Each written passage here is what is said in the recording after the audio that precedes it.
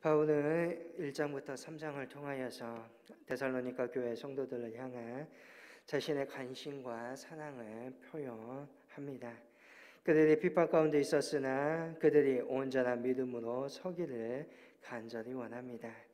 그들에게 다시 가고자 하였으나 길이 막혀 가지 못하여 디모데를 보내었고, 디모데를 통하여 그들이 믿음 안에서 굳건하게 세우고자 하였습니다. 그리고 디모데가 다시 자신에게 되돌아왔을 때 데살로니가 교인들의 믿음에 관한 소식을 듣게 되고, 이로 말미암아 기뻐하며 감사하게 됩니다. 그리고 데살로니가 교인들이 굳건한 믿음 안에서 서기를 계속해서 기도합니다. 오늘의 말씀이 4장에서는 바울이 주제를 바꾸어 그리스도인의 생활에 관한 실질적인 권면을 이야기합니다. 바울은 데살로니가 교인들에게 그들이 받은 대로 더욱 힘쓸 것을 말합니다. 복음의 목적이 사람이 무엇을 믿을 것이며 또한 어떻게 살아가야 할 것인가를 말씀하고 있습니다. 성도들이 복음이나 바른 교리를 듣는 것도 분명 필요하지만 동시에 들었던 말씀을 생활 속에서 행동하는 것이 중요한 것입니다. 바른 삶을 살지 아니하고 말씀에 따라가는 삶을 살지 아니하고 말만 잘하는 것은 결코 우리를 하나님의 나라로 인도하는 것이 아닙니다.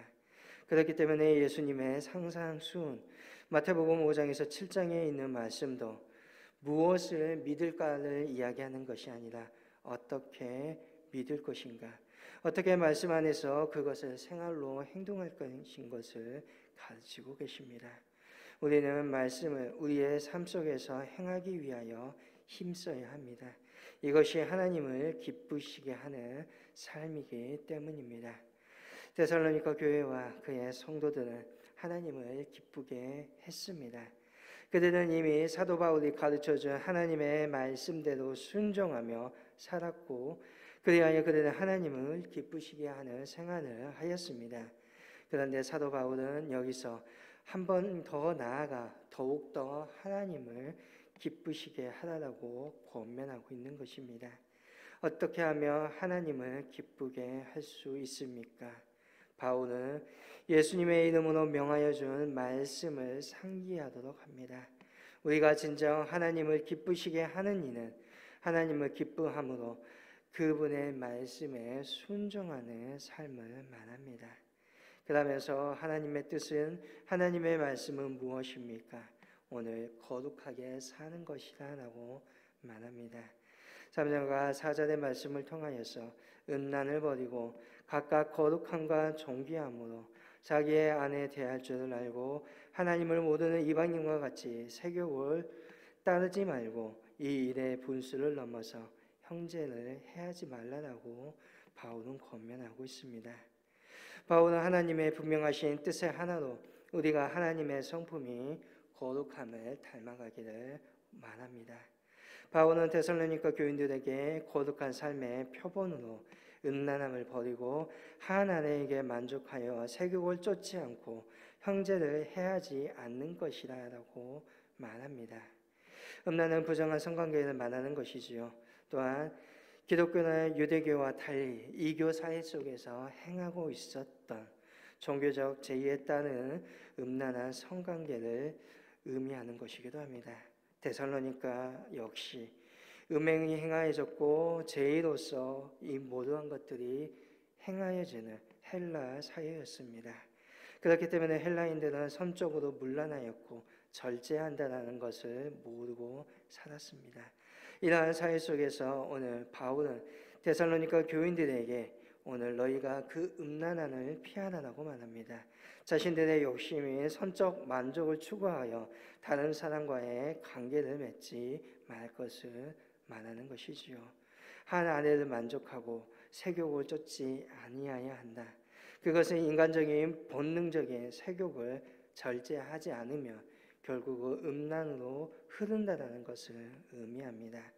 또한 단순하게 음란을 피하기 위한 도구로서 아내와 관계를 맺는 것이 아니라 그리스도께서 교회를 사랑하듯이 오늘 아내를 대해야 함을 바랍니다.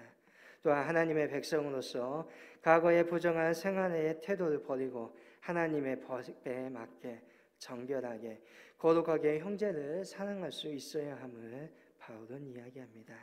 또한 7절의 말씀처럼 하나님이 우리를 부르신 것은 서로를 부정하게 하기 위한 것이 아니라 거룩하게 하기 위함입니다.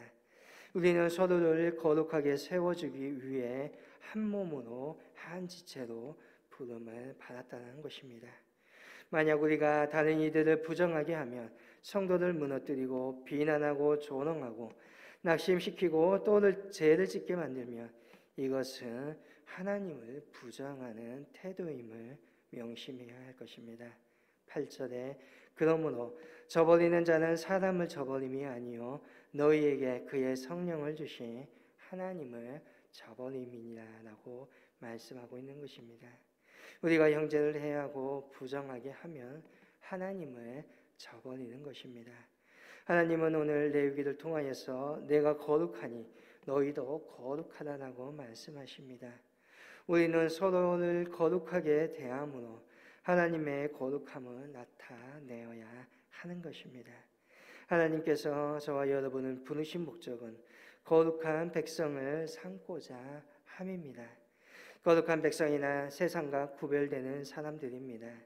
하나님께서 이스라엘을 애굽에서 해방시키시고 구원하신 목적도 제사장의 나라가 되어 하나님의 백성으로서 거룩한 삶, 세상의 사람들과는 구별된 삶을 살게 하긴 데 있었습니다. 오늘 우리는 하나님의 부르심의 목적이 바로 거룩함이기에 구별된 백성으로서 하나님의 성품을 닮아가야 하고 도덕적으로는 순결한 삶을 살아야 하고 이 땅에서는 소금과 빛의 사명을 감당해야 하는 것입니다.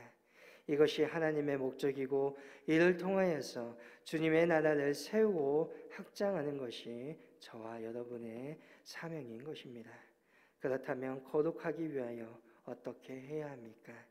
9절의 현재 사랑에 관하여는 너희에게 쓸 것이 없음은 너희들은 자신이 하나님의 가르침을 받아 서로 사랑함이라 말합니다. 우리가 서로 거룩하고 거룩한 삶을 살기 위하여 하나님의 뜻에 따라서 먼저는 형제를 사랑할 수 있어야 합니다. 사랑은 곧 섬김입니다.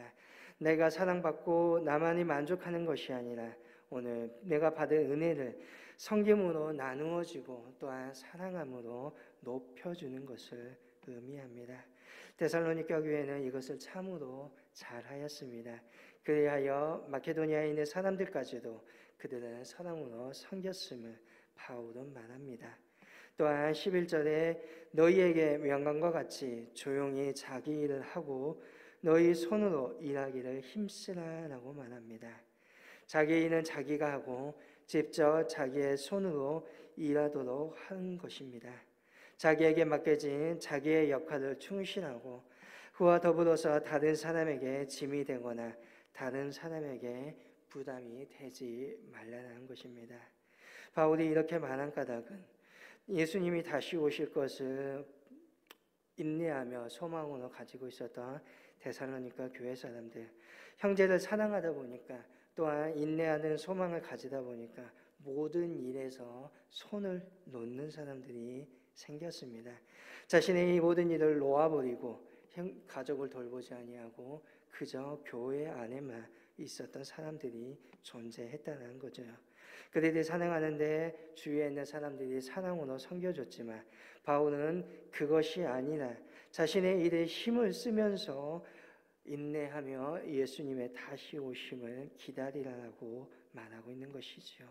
또한 12절에서는 이는 외인에 대하여 단정히 행하고 또한 아무 궁핍함이 없게 하려 함이라고 말합니다. 이를 통하여서 형제를 사랑하고 또한 자신의 일에 성실하게 행함으로써 그리스도인들이 비그리스도인들에게 존경을 받고 또한 가정생활에서 궁핍하지 아니하는 삶을 살아야 하기 때문임을 말합니다. 참된 믿음이나 자신의 일을 감당하는 것입니다. 형제를 사랑하는 것입니다. 오늘 우리도 사랑으로 서로를 섬겨야 하는 사명이 있습니다. 이것이 하나님의 기쁘시게 하는 뜻이고 우리가 거룩함에 이르는 길입니다.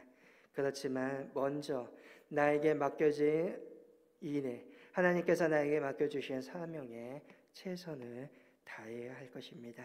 그것이 진정 하나님께 영광을 돌리는 일이고 이웃들에게 존경을 받는 길이며 진정한 형제를 사랑하는 길입니다.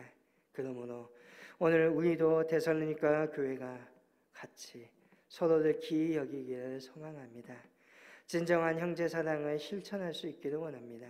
하나님의 거룩하심을 본받고 하나님을 기쁘시게 하는 믿음의 저와 여러분이 될 수 있기를 주님의 이름으로 간절히 소망합니다.